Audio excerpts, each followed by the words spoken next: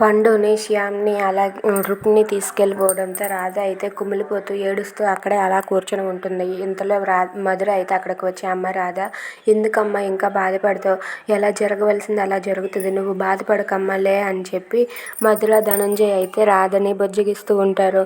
అది కాదు అత్తయ్య, నేను ఎవరికి ఏం అన్యాయం చేయలేదు. ఆ దేవుడు నాకెందుకు ఇంత అన్యాయం చేసి నా భర్తని, నా బిడ్డని దూరం చేశాడు నాకు అని చెప్పి రాధ అయితే ఏడుస్తూ ఉంటుంది. అది విని మధుర కూడా, అవునమ్మా, దేవుడు అప్పుడప్పుడు ఇలాంటి పరీక్షలు పెడతాడు. ఆ పరీక్షలు నెగ్గుకుంటూ మనం మన జీవితాన్ని ముందుకు కొనసాగించాలమ్మా అని చెప్పి నచ్చచెప్తుంది. ఇంతలో మధుర బయటకు వెళ్తుంది. మధుర బయటకు వెళ్ళి వచ్చాక, అమ్మ నేను కూరగాయలకు వెళ్ళి వస్తానని చెప్పి అంటుంది. ఇంతలో రాధ దగ్గరకు రుక్మిణి వచ్చి, ఏంటి ఇన్నాళ్ళు నా దగ్గరే భర్త ఉన్నాడు, నా దగ్గరే కొడుకు ఉన్నాడు అని నువ్వు వెర్రవీగావు కదా, ఆస్తులు అంతస్తులు ఎన్ని ఉంటే ఏంటి, భర్త కొడుకు నా దగ్గరే ఉన్నాడు అని వెర్రవీగావు కదా, ఇప్పుడు ఎవరి దగ్గర ఉన్నాడు? పండు నా దగ్గర ఉన్నాడు.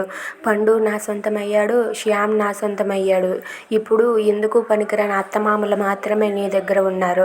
ఆ అత్తమామలను కూడా చిటికి వేస్తే నా వైపు తిప్పుకోగలను, నీకు ఏమీ లేకుండా చేయగలను, నువ్వు కుమిలి కుమిలి ఏడ్చుకుంటేనే చచ్చిపోతావు అని చెప్పి రుక్మిణి రాధతో అంటుంది. అది విని శ్యామ్ బాధపడుతూ ఉంటాడు.